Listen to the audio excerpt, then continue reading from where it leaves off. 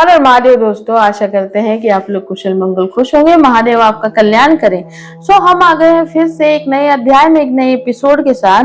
महालिंग पुराण हम लोग का पाठ चालू है और आपने जो फर्स्ट अध्याय को श्रवण किया उसमें आपने देखा कि लिंग महापुराण का महत्व बताया गया है और उसमें क्या है महालिंग पुराण वो बताया गया है। और अब हम लोग दूसरे अध्याय पर पहुंच चुके हैं।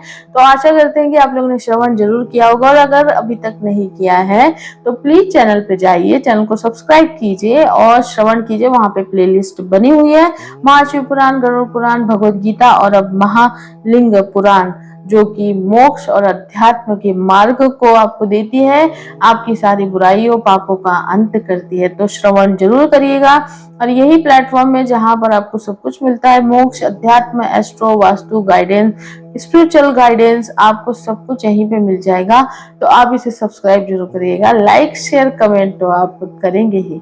तो चलिए शुरू करते हैं हम अपना दूसरा अध्याय और देखते हैं कि पूर्व भाग में क्या है। तो लेते हैं हर हर महादेव का नाम। श्री लिंग महापुराण पूर्व भाग का दूसरा अध्याय है, लिंग पुराण का परिचय तथा इसमें प्रतिपादित विषयों का वर्णन। सूत जी बोले, ईशान कल्प में लिंग के प्रादुर्भाव आदि से संबंध वृत्तांतों को आश्रित करके महात्मा ब्रह्मा ने सर्वप्रथम श्रेष्ठ लिंग पुराण की उद्भावना की। 100 करोड़ विस्तार वाले पुराण समुच्चय में 1 करोड़ श्लोकों वाला ये लिंग पुराण सभी मनवंतरों में विभिन्न व्यासों के द्वारा 4 लाख श्लोकों में संक्षिप्त किया गया। वही बृहद पुराण संहिता प्रत्येक द्वापर युग में ब्रह्मा पुराण आदि 18 पुराणों के रूपों में व्यास जी द्वारा विभक्त होती है। उनमें 11 लिंग पुराण कहा गया है, जिसका श्रवण मैंने व्यास जी से किया है। हे विप्रो, 4 लाख श्लोकों में संक्षेप के पश्चात इस ग्रंथ में श्लोकों की संख्या मात्र 11,000 है। अतः मैं संक्षेप में ही इसका वर्णन कर रहा हूँ, क्योंकि मैं इसे विस्तार से नहीं सुन सका हूँ। विभिन्न मनवंतरों में अनेक व्यासों द्वारा 4 लाख श्लोकों में संक्षिप्त किए गए इस लिंग महापुराण से वैवस्व मनवंतर में श्री कृष्ण देवप्यान व्यास जी ने 11,000 श्लोकों में लिंग पुराण का वर्णन किया है। इसमें सर्वप्रथम प्रधानिक, तदंतर प्राकृत तथा वैकृत सृष्टि का वर्णन किया गया है। इस अंड की उत्पत्ति तथा अंड के 8 आवरणों का इसमें वर्णन है। सदाशिव ही रजोगुण के समाश्रयण से अंड के मध्यम से ब्रह्मा रूप में, सत्व के आश्रय से विष्णु रूप में, तमोगुण के आश्रय से काल रुद्र रूप में प्रादुर्भाव का तथा अंत में उन्हीं सदाशिव का ही प्रलयकालीन जल राशि में नारायण के रूप में शयन का वर्णन किया गया है। इस पुराण के अंतर्गत प्रजापतियों की सृष्टि, पृथ्वी के उद्धार की कथा तथा ब्रह्मा की दिन रात और उनकी आयु की गणना का वर्णन किया गया है। इसमें ब्रह्मा की उत्पत्ति तथा उनके युग एवं कल्प वर्णित है। दिव्य वर्ष, मानुष वर्ष, आर्ष वर्ष, दैव्य वर्ष तथा प्रीत्य वर्ष का भी इसमें वर्णन है। पितरों की उत्पत्ति, आश्रमियों के धर्म, सृष्टि विस्तार की प्रारंभिक दशा में सृष्टि के त्वरित अभिष्ट विकास के अभाव तथा शक्ति स्वरूपा देवी के उद्भव का वर्णन इसमें किया गया है। मनु तथा सत्य रूपा की उत्पत्ति रूप में ब्रह्मा के स्त्री पुरुष भाव का वर्णन, मैथिली सृष्टि का वर्णन तथा रुद्र के रुदन के पश्चात उनके 8 नामों का वर्णन इस लिंग पुराण में किया गया है। ब्रह्मा विष्णु के विवाह तथा उसके बाद शिवलिंग के प्राकट्य का वर्णन इसमें विद्यमान है। शीलाद की तपस्या तथा उन्हें वित्रात्री इंद्र का दर्शन इस पुराण में वर्णित है। शीलाद तथा इंद्र का संवाद, शीलाद द्वारा आयो नीच पुत्र के लिए की गई प्रार्थना, ऐसे पुत्रों का दुर्लभ तत्व तथा कमल के ब्रह्मा की उत्पत्ति इस पुराण में वर्णित है।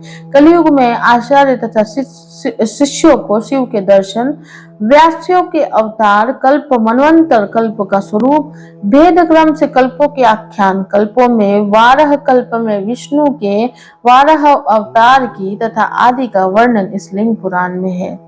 मेघ वाहन कल्प का वृत्तांत, रुद्र गरिमा, ऋषियों के मध्य शिवलिंग का उद्भव, अनुभव, लिंग की उपासना, स्नान विधि, शौचाचार लक्षण, वाराणसी का महत्व तथा क्षेत्र महत्व आदि का वर्णन इस लिंग महापुराण में उपलब्ध है।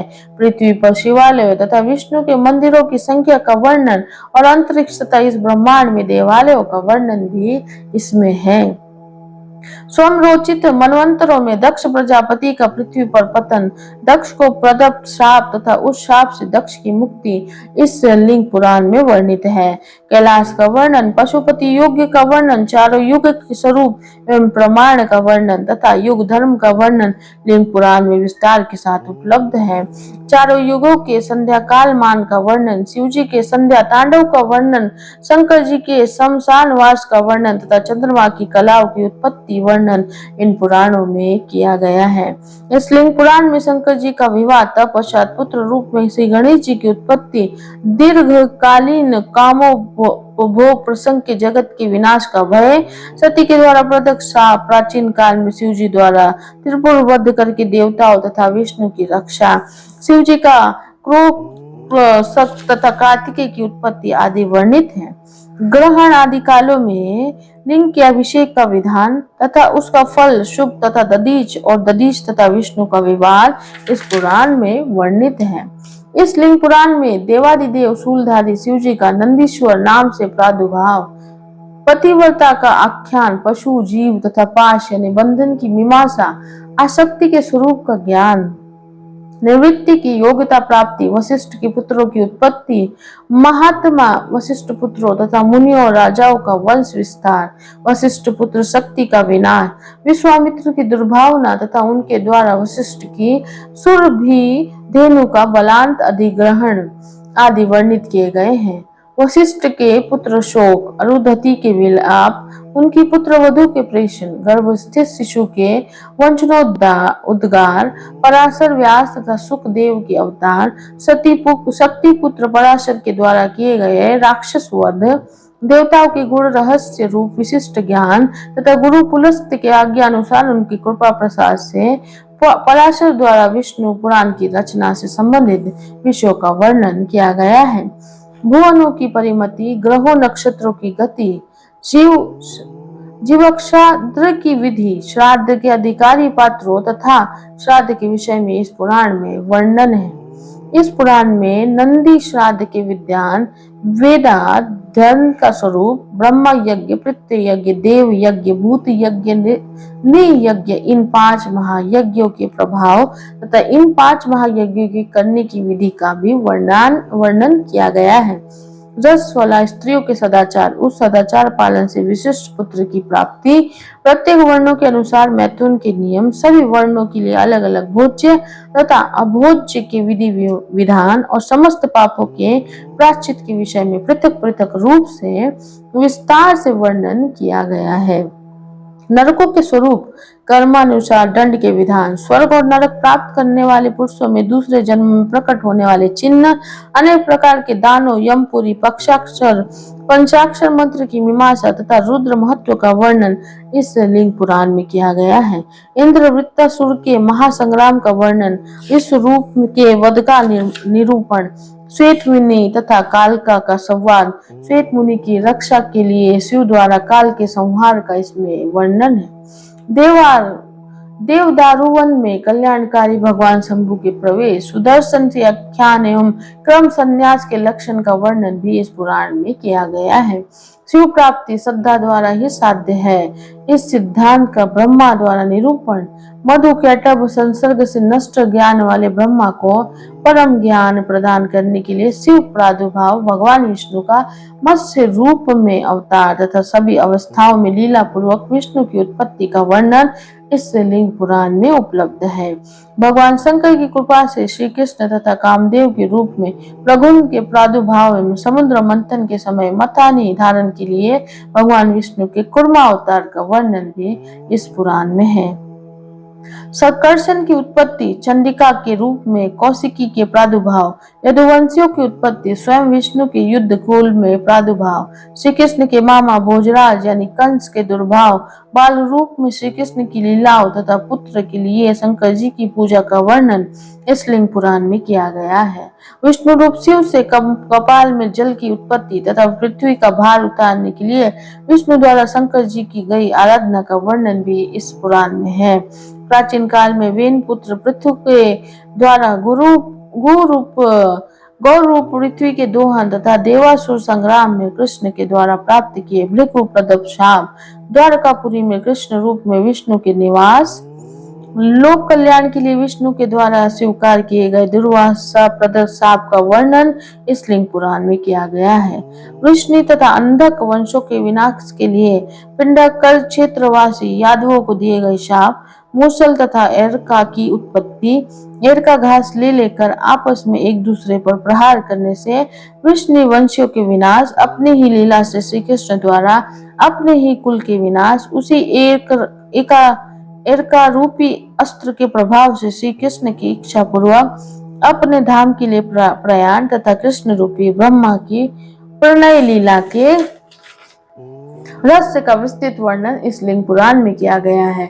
इंद्र बने हुए त्रिपुरासुर, गज रूपी अंधकासुर, मृग रूपी यज्ञानी दक्ष, कामदेव, देवताओं के आदि देव ब्रह्मा, हलाहल, विष, दैत्य अन्य असुरों के शिवकृत दमन का वर्णन तथा जलंधर वध एवं सुदर्शन की उत्पत्ति का वर्णन भी इस पुराण में प्राप्त है। इस लिंग पुराण में भगवान विष्णु को श्रेष्ठ आयुध की प्राप्ति, रुद्र की क्रिया का कलाप तथा अनेक अन्य हजारों चरित्रों का वर्णन किया गया है। विष्णु, ब्रह्मा तथा महात्मा इंद्र के अनुभव एवं प्रभाव का वर्णन तथा शिवलोक का भी वर्णन है। भूमिष्ठ, रुद्र लोक, पातालस्थ, हटकेश्वर, तपो के लक्षण एवं द्विजों के वैभव का निरूपण भी इस पुराण में किया गया है। भगवान शंकर के विग्रहों की व्यापकता तथा उनकी लिंग मूर्ति की विशेषता इस पुराण में वर्णित है। इस लिंग महापुराण में प्रोक्त विषयों का प्राय क्रमिक रूप से वर्णन किया गया है। इसे जानकर जो मनुष्य लिंग पुराण की इस संक्षिप्त अनुक्रमणिका का कीर्तन या पाठ करता है वो सभी पापों से छूटकर ब्रह्मलोक को प्राप्त होता है। और इस प्रकार से श्री लिंग महापुराण के अंतर्गत पूर्व भाग में क्रमणिका वर्णन नामक दूसरा अध्याय पूर्ण हुआ और इस प्रकार से श्री लिंग महापुराण के अंतर्गत पूर्व भाग में अनुक्रमणिका वर्णन नामक दूसरा अध्याय पूर्ण हुआ। हर हर महादेव, हर हर शंभु। तो दोस्तों ये दूसरा अध्याय था जिसमें आपने देखा कि जो श्री लिंग महापुराण है इसमें क्या क्या दिया हुआ है। आप जब पाठ करते हैं, आप जब श्रवण करते हैं तो उससे पहले आपको ये बताया जाता है कि इस पुराण में क्या क्या है। तो इस कितने सारे श्लोक थे और कितने सारे उसको संक्षिप्त में लिया गया, उसे संक्षिप्त में बनाया गया। जो असली पुराण होते हैं वो बहुत ज्यादा भारी भरकम श्लोकों से भरे होते हैं, लेकिन धीरे धीरे धीरे उनका रूपांतरण कर करके संक्षिप्त में लाया जाता है।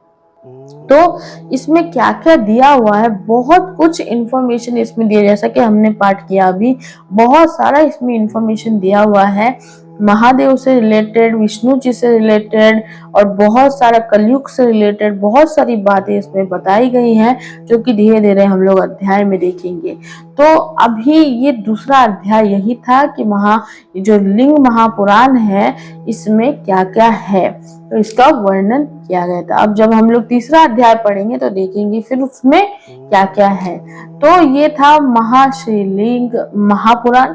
अब आप इसका श्रवण जरूर करिएगा और अगर अभी तक नहीं किया है तो चैनल पे जाइएगा, चैनल को सब्सक्राइब करिएगा क्योंकि वहां पे आपको सब प्लेलिस्ट मिल जाएगा और आप धीरे धीरे एक एक एपिसोड करके इसका श्रवण कर सकते हो। और हम एक विशेष ये फिर से पढ़ेंगे आपके लिए कि जो इसमें ये मेंशन है लिंग महापुराण में कि जो जानकर जो मनुष्य लिंग पुराण की इस संक्षिप्त अनुक्रमणिका कीर्तन पाठ करता है, मतलब ये जो संक्षिप्त वर्णन इसका भी अगर वो पाठ करता है या श्रवण करता है तो सभी पापों से छूटकर ब्रह्मलोक को प्राप्त होता है। तो हम हमेशा आपको कहते हैं कि पुराण पढ़ना, पुराण पाठ करना या श्रवण करना, ये हजारों बुक, हजारों नॉलेज से भी कहीं ज्यादा आपको नॉलेज देता है। और सबसे बड़ी बात, ये आपके सभी पापों का अंत करता है, आपको मोक्ष की ओर आग्रह करता है। तो आई होप कि आपको ये अच्छा लगा होगा। अगर कुछ हमसे भी गलती हो गई कुछ उच्चारण में, तो हम पहले से ही क्षमा प्रार्थी हैं। और आप चैनल को सब्सक्राइब जरूर करिएगा। बाकी कोई भी कंसल्टेशन लेना चाहते हैं आप हमसे ले सकते हैं। और कमेंट जरूर करिएगा, चैनल को सब्सक्राइब जरूर करिएगा। हम मिलेंगे आपको अगले अध्याय में अगले एपिसोड के साथ। तब तक अपना बहुत बहुत ख्याल रखिए। हर हर महादेव।